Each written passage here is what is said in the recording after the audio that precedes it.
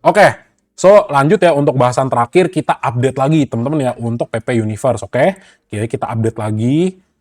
Jadi buat anak-anak tiri Pak PP ya, kita bahas dulu pertama dari koin lah, saham saham umat-umat retail gitu ya.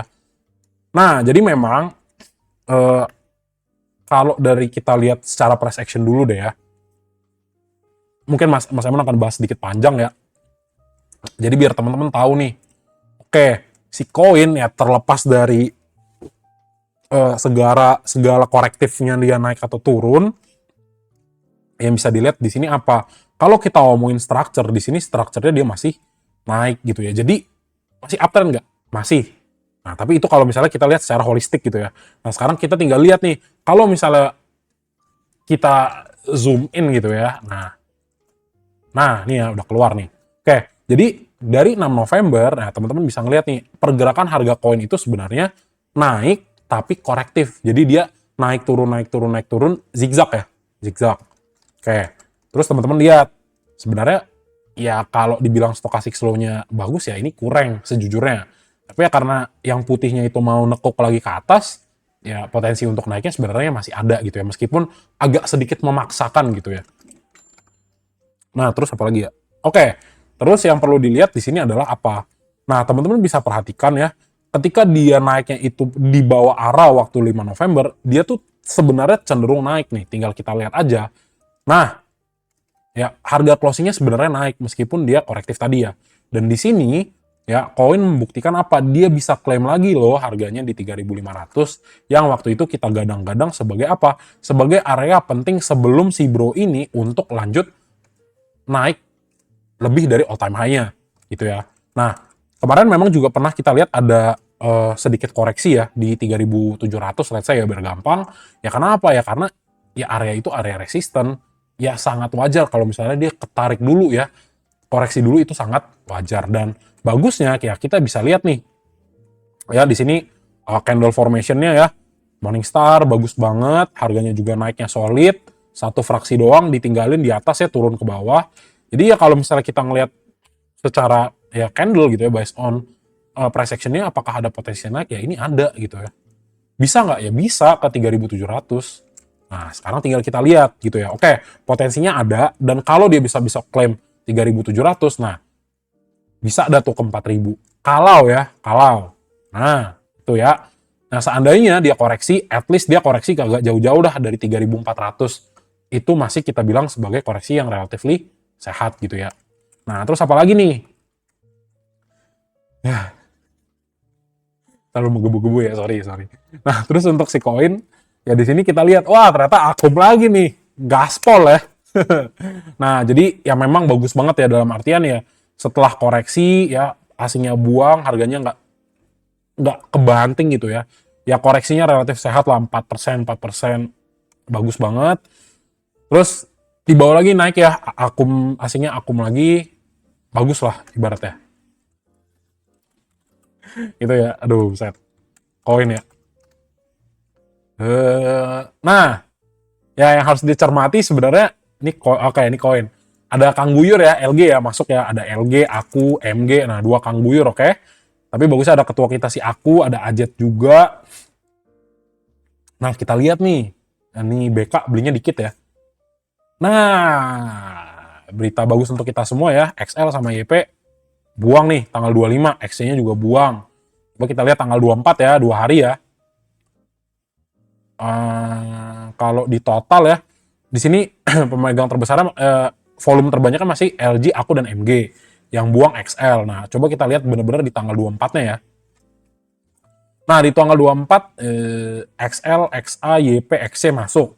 Lebih ke XL, YP, XC ya. Ada KI-nya beli, buang barang sih AZ, CP sama MG. Jadi MG udah tahu sendiri lah Kang Buyur ya. Suka gitu ya dibanting, belinya tinggi, banting, belinya tinggi, banting, belinya tinggi. Karakternya. Tapi ya kalau misalnya kita gabung sekarang ya sama tanggal 25 apa yang bisa kita lihat teman-teman, oke, LG sama si Aku sama si MG masuk lagi. Tapi yang paling tinggi LG dan Aku ya, si AK. Nah, yang buang barang bagus banget ya, XL, YP. Jadi ya kalau misalnya teman-teman lihat besok dia naik lagi, ini masih berpotensi. Nah, tapi kalau misalnya besok tiba-tiba turun, ya di sini Wajar gak? Wajar kalau misalnya nanti tiba-tiba yang masuk di sini per tanggal 26 besok itu XL, YP, XC juga. Kenapa? Karena ada 4 juta retail di sini yang menonton, teman-teman ya. Oke. Nah, tapi ya tadi balik lagi, kalau misalnya teman-teman di sini belinya di bawah, ya udah tinggal di hold aja. Gitu ya. Masih bagus gak? Ya masih bagus secara price action. Gitu ya, teman-teman ya. Oke, jadi kurang lebih seperti itu untuk koin yang overall bagus, tinggal di hold, nggak apa-apa. Lanjut ya, ke brand ya. Oke, tak lagi selesai. Aduh, besok masuk bagus gak? Aduh, itu pertanyaan yang membuat pusing ya. Bang, besok bagus masuk gak? Nggak tahu.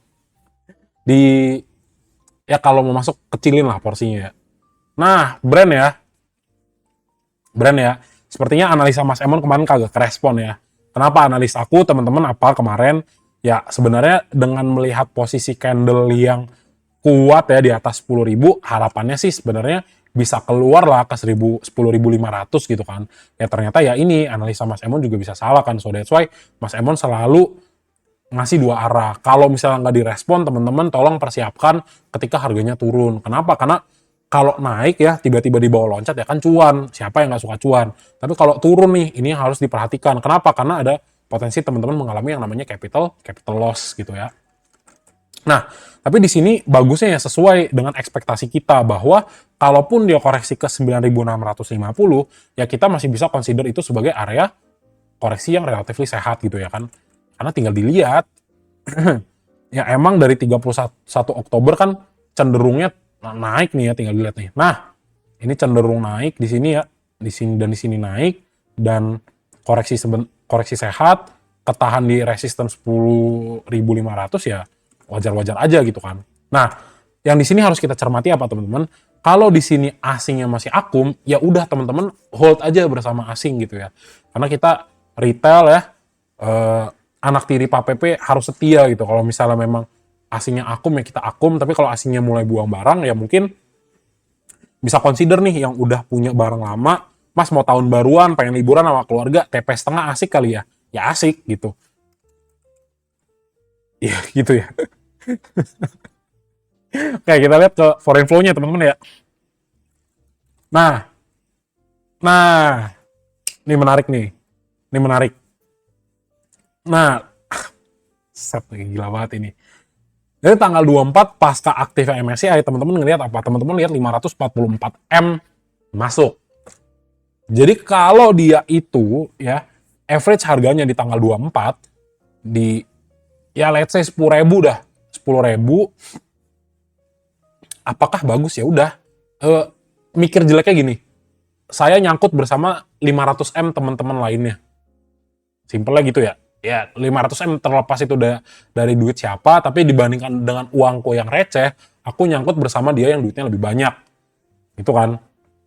Ya thank you lah Pak PP gitu ya, membawa duit sebanyak ini ya. Nah, oke. Jadi teman-teman bandingin keluarnya dibandingkan kemarin dan sejauh mata memandang gitu kan dari tanggal 11-11 ya ini kita bisa ngeliat lah ibaratnya ya masih big akumulasi lah daripada bandar-bandarnya gitu kan. Nah, terus di sini kita tinggal lihat ya si brand. Nah, tanggal 25 dulu ya, dari tanggal 25 sepi nih. Sepi ya, YU, Aku, SQ, XL, XC. Nah, yang dagang siapa? Yang dagang ZP, TP, LG. Nah, sepi ya. Sepi. Oke, terus tinggal dilihat nih. Wah, tanggal 24 coba kita lihat ya, fokus tanggal 24. Boom. Tanggal 24, 25 deh, gabungin deh.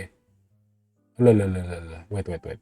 Tanggal 25. Nah, siapa yang masuk teman-teman? Ketua kita RX sama Kajet. Lihat RX-nya masuknya gede banget. Jadi apa? Teman-teman nyangkut bersama RX. Ya tapi mereka mainnya kan long term ya pasti ya. Nah yang buang si Aku. Jadi kayaknya tukeran barang ya dari Aku ke RX. Tapi ini kan bagus banget. Oh diserap semua nih. Buangannya si Aku. Ya, simpelnya gitu ya. Oke. Buangan Aku DP BK deh top 3. Tinggal tambah ini 2,5 ya 2,5 lewat 26 3 3,4 ya 3,7 lah diserap sama mereka berdua nih Kajet dan RX. Kalau di total berapa ya? Kalau di total 4,1 ya make sense. Oke, ketua-ketua kita buang, tapi ada yang ngambil nggak? Ada. Siapa? RX sama KZ. Jadi teman-teman pegangnya siapa? RX, yang paling gede. Ambil ya, gitu ya. Jadi bagus nggak? Bagus. Mas, tapi di bawah koreksi. Ya udah. Itulah kenapa yang teman-teman akan tenang sebenarnya kalau punya barang dari entry yang Mas Emon pernah kasih nih. Ya udah, santai aja gitu ya. Jadi sebenarnya kalau misalnya besok di break lagi ke bawah ya teman-teman ya, sampai ke 9.200 ya ini juga termasuk masih dalam koreksi yang sehat gitu. Tapi ya nanti nih kalau misalnya dia dibawa turun di bawah 9.200 itu yang tanda-tanda ya berpotensi untuk kayaknya lanjutan koreksi gitu ya. Gitu, oke? Tapi kalau misalnya teman-teman kita lihat misalnya besok ternyata wah Mas brandnya dibawa di situ-situ aja nih di area 9.700 sekian sampai 9.800 ya ini masih bagus. Jadi ya pertahanan pertama atau support pertama, jangan sampai dia jebol di 9650. Kalau misalnya dia jebol 9650 ya dilihat nih, ada potensi nggak besok turun di bawah 925 kalau seandainya bisa turun lebih di bawah 925 ya teman-teman harus antisipasi ya jika terjadi. Tapi kalau misalnya besok ternyata wah Mas di bawah naik ya udah happy cuan. Gitu ya teman-teman ya untuk si brand ya. Bagus banget. Oke, mantap. Terus nextnya BRPT ya. Nah, BRPT apa? BRPT sebetulnya ya kalau misalnya dilihat, kita lihat asingnya dulu aja deh. Ya, untuk sedikit biar langsung teman-teman dapat gambarannya gitu ya. Nah, asingnya keluar ya udah jangan dilawan gitu ya. Kenapa? Karena ya saham-saham PAPP itu kan kita terfokusnya pada apa? Kita terfokus pada asing gitu ya teman-teman ya. Jadi kalau misalnya kita melihat ya sejauh mata memandang dari tanggal 11 ke atas, kita lihat nih wah distribusi terus nih asingnya. Ya udah jangan ngikut, jangan masuk. Tapi dipantau aja. Oh, oke nih BRPT lagi koreksi. Berarti pemikiran kita gimana? Pemikiran kita oke, saham bagus dikasih koreksi. Yowes, kita tinggal tunggu dia koreksinya sampai berapa, baru kita mulai masuk lagi, gitu ya. Jadi itu yang harus dipantau. Jadi, ya sayangnya kan distribusi ya, asingnya keluar. Tapi, kalau kita balik pemikirannya, mindsetnya kita ubah sedikit, bagus dong dijual. Tandanya saya bisa dapat barang bagus di harga yang lebih murah, gitu ya. Buat nanti swing nih. Ya bagus banget nih kalau misalnya BRPT dibawa koreksi terus, berarti nanti nih kayaknya bisa nih dibawa si BRPT untuk swingan di tahun baru, gitu ya. Oke. Nah, sebenarnya yang harus teman-teman perhatikan di sini, beberapa kali sebenarnya udah pernah testing di harga 4.000 ya. Ya let's say 3.800 plus gitu ya. Nah, terus di sini sudah mulai terjadi lagi nih retesting di 3.400 area support yang relatif kuat ya, yang pernah diuji juga di sini. Nah, besok yang harus teman-teman perhatikan adalah kalau misalnya si bro ini turun, khusus yang mendekati 3.300 ya ini ada potensi yaitu untuk lanjut ke bawah gitu ya. Lah, kenapa Mas? Ya udah senada nih. Kenapa? Asingnya buang. Simple kan?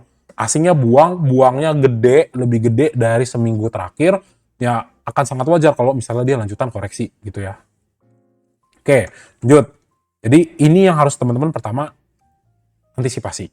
Nah, Mas, tapi kan kalau dari stochastic slow ya ini kan golden cross nih Mas. Oke banget nih Mas. Potensi naik ada nggak? Ada tetap ya kalau dilihat dari momentum.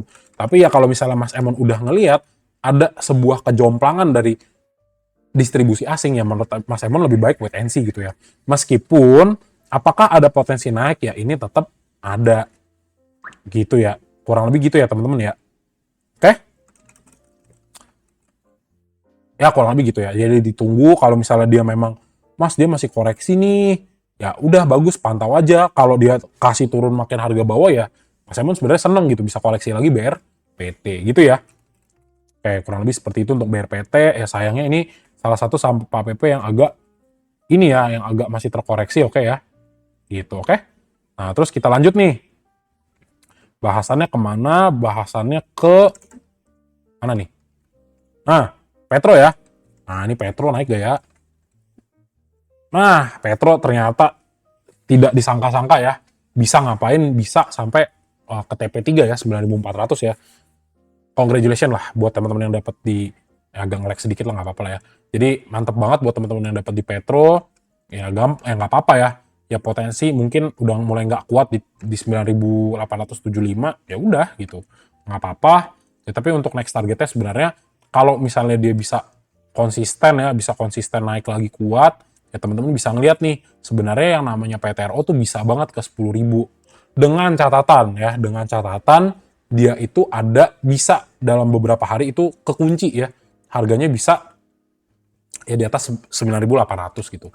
Nah, tapi ya ini juga tetap nih dilihat nih ya, kalau seandainya yang namanya Petro ya, teman-teman ya, namanya Petro itu koreksi lagi nih Mas, ternyata ke 9.400 ya, ini tetap wajar gitu ya. Ya karena kan ini naiknya tinggi juga ya, 10% ya. Jadi wajar lah dia koreksi ke 9.400 dulu. Gitu ya. Tinggal kita lihat nih asingnya gimana nih Mas Petro ya. Oh, ternyata akumulasi. Ya udah, tinggal di hold. Gitu ya. Jadi yang tadi Mas Amon bahas buat teman-teman yang udah punya barang. Gitu ya. Kalau belum punya barang, sulit gitu bahasnya lagi kan. Karena kita harus bahas dari segi entry apakah bagus, tapi ya kalau teman-teman masuk, ingatlah teman-teman masuknya di pucuk, bukan waktu pas koreksi gitu ya. Jadi mantep yang Petro ya, masih akumulasi 3 hari terakhir, sejauh mata memandang juga kalau teman-teman jumlahkan, asingnya masih kompak banget nih, tetap akumulasi. Itu bagus gitu ya untuk Petro gitu ya teman-teman ya. Jadi gaspol masih bisa di hold. Tapi kalau masuk gimana Mas? Aduh, nggak tahu dah. Nanti lebih panjang lagi story-nya ya. Nah, oke. Terakhir ya, cuan ya. Oke, cuan. Ini bagus banget. Duh, kagak naik-naik ya. Alalalala. Bosen ya, cuan nungguinnya ya. Oke, cuan ya. Bentar-bentar. Nah, jadi cuan sebenarnya ya ke bawah koreksi pun nggak jadi masalah. Tapi sebenarnya misinya apa? Misinya itu dia bisa klaim dulu nih 2.400. Jadi kalau misalnya 1-2 hari lagi, teman-teman bisa ngeliat yang namanya cuan itu bisa klaim 2.420, maka bagus banget. Berarti tandanya masih ada potensi untuk si cuan itu ke 2.800 gitu ya.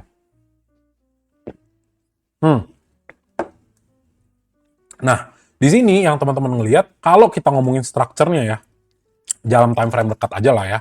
Kalau misalnya dilihat dari bawah kan emang posisinya masih semuanya uptrend gitu kan.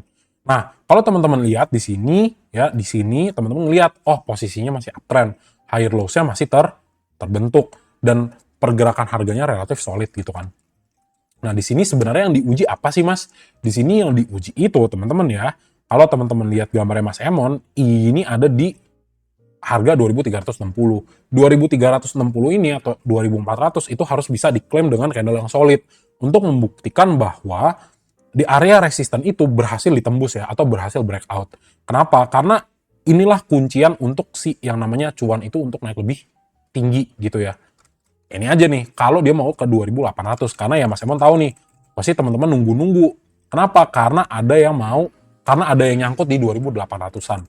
Jadi kuncinya apa? Kunciannya yaitu 2.400 dia bisa klaim dengan candle solid, maka teman-teman bisa lihat potensi yang namanya cuan untuk naik lagi ke 2.800 itu masih berpeluang besar. Nah di sini ya tinggal kita lihat apakah masih ada asing lagi yang masuk atau enggak. Gitu ya. Nah, jadi kalau misalnya teman-teman lihat yang namanya cuan di sini, oh ternyata ada buangan nih 70M. Tapi ya coba kita track back gitu ya dari tanggal 19, ya meskipun buangannya relatif gede, tapi kan sebenarnya ya overall masih akumulasi ya gitu untuk si cuan. Jadi ya buat yang punya barang sih tinggal di hold dulu aja, nggak apa-apa. Progresnya masih lumayan menarik gitu ya untuk si cuan. Mungkin sedikit cuan ya untuk pergerakan hari ini. Ya meskipun kalau dari tanggal 24-25 dulu ya, cuan 24-25 bagus banget, ada ketua kita BK, aku sama HP lah ya. Tapi lebih fokus ke BK dan MG ya, si Kang Guyur ya. Ternyata akum. Oke, yang jual YPXL ya, pantes naik gitu kan. Sama XC. Coba kita lihat bener-bener per tanggal 25. Oh, XL-nya akum, ada XC juga. YP ada nggak? Nggak ada.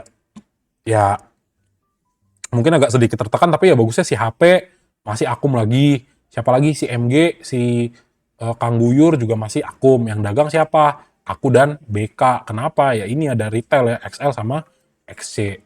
Tapi overall teman-teman lihat potensi masih naik, masih. Terus strukturnya juga bagus banget. Gitu ya kurang lebih ya untuk cuan ya. Jadi hold aja nggak apa-apa teman-teman. Jadi kurang lebih seperti itu ya untuk PP Universe ya teman-teman ya. Nah, jadi cuannya masih bagus, di hold aja. Itu ya teman-teman ya. Thank you buat yang udah mantengin. Jadi emang PP Universe cuannya bagus banget teman-teman ya. Kurang lebih gitu ya. Kurang lebih seperti itu. Oke? Udah selesai kan? PP Universe udah done ya teman-teman ya. Oh iya. Oh iya TPIA ya belum ya. Oke, sorry TPIA ya. Oke, sorry TPIA. Maaf. Nah, TPIA ya. Gue terlalu semangat ya. Sorry. Nah, TPIA sebenarnya kalau misalnya teman-teman mau beli ya bagus juga sih sebenarnya. Kenapa? Karena ya dari all time high-nya udah koreksi 34%, which is bagus. Tapi menurut Mas Emon jangan terlalu terburu-buru dulu. Kenapa? Karena even Mas Emon dulu ya, ini kesalahan Mas Emon juga, terlalu cepat untuk eksekusi rekom ya. Jadi 7.600 Mas Emon pernah coba untuk call. Tapi ternyata apa? Tapi ternyata kena reject ya.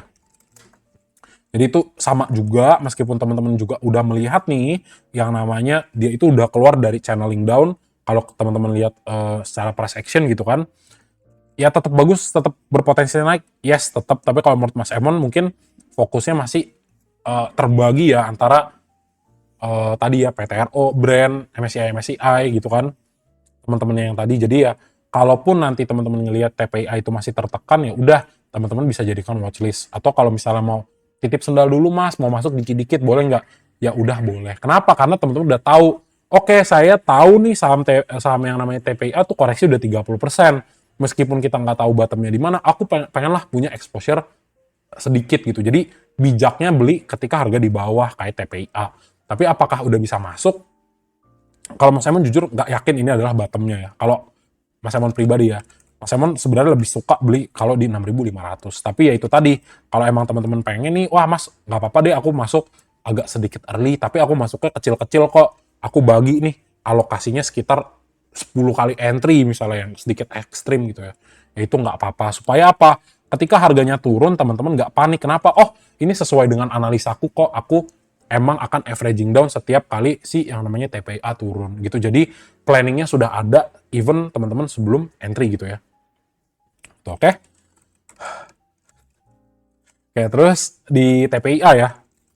Nah, jadi kenapa Mas Emon agak sedikit ragu di TPIA kayak karena memang masih agak-agak goyang ya harganya, asingnya masih tetap buang, jadi harus agak sedikit hati-hati. Tapi ya bisa dipantau nggak? Bisa gitu ya. Oke. Terakhir ya bandarmologinya di TPIA dikit aja ya, di tanggal 25. Nah ini juga sepi, ya kalau misalnya mau tipis-tipis bisa nggak? Bisa. Ya tapi ya itu, nanti kalau sangkut temen-temen udah tahu, oh iya ini adalah planku kok, aku masuknya kecil-kecil, jadi kalau misalnya nanti lihat minus 5%, 10% ya nggak apa-apa, ini sesuai dengan saya punya trade plan di awal gitu ya. Si akunya malah buang ya, BK-nya juga buang. Jadi pelan-pelan ya, dipantau aja.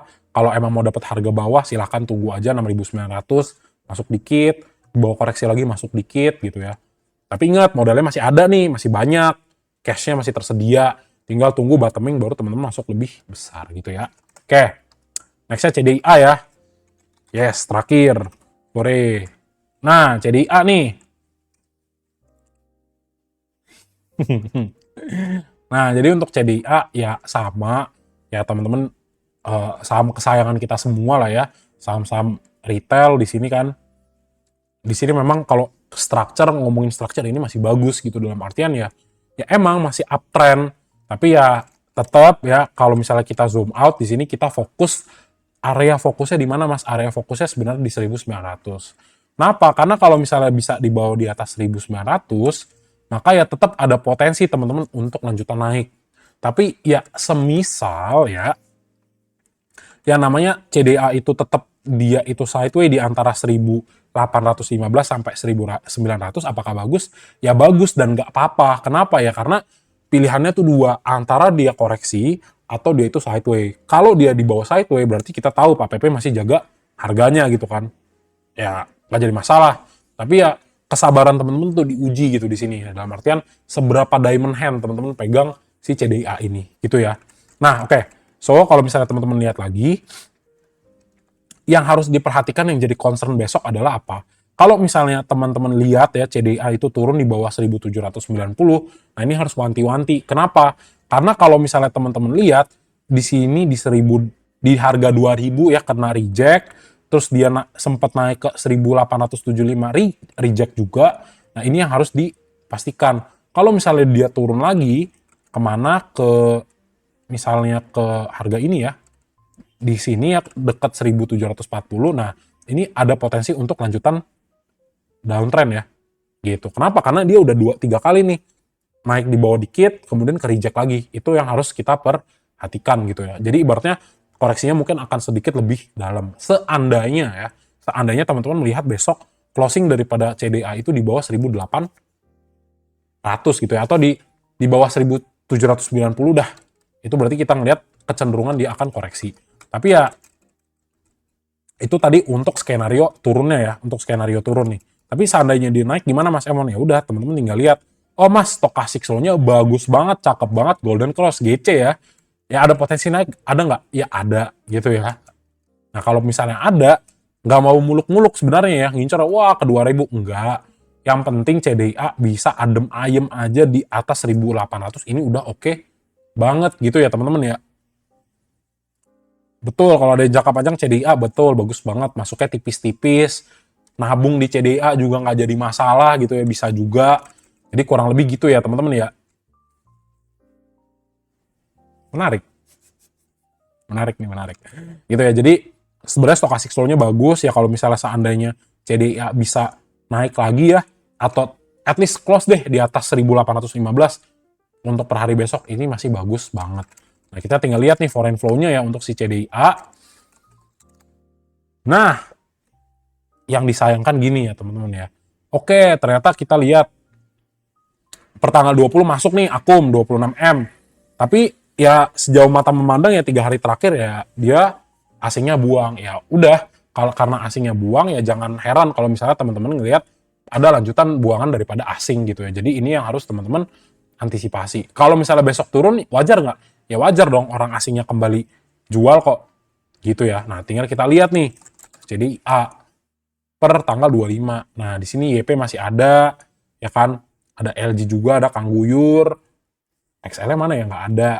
Nah, tinggal kita lihat. Oh, si Aku buang juga, ZP buang, HP buang, MG buang, XL tumben buang tapi tipis. Ya udah, jadi potensi koreksi ada nggak besok? Ya tetap ada. Tapi ya teman-teman udah tahu nih, ya udahlah kalau di bawah koreksi, ya memang udah jelas, udah kelihatan aslinya juga pada buang gitu ya. Jadi tetap golden hand buat teman-teman. Ya, kurang lebih seperti itu lah ya untuk bahasan di PP Universe gitu teman-teman ya.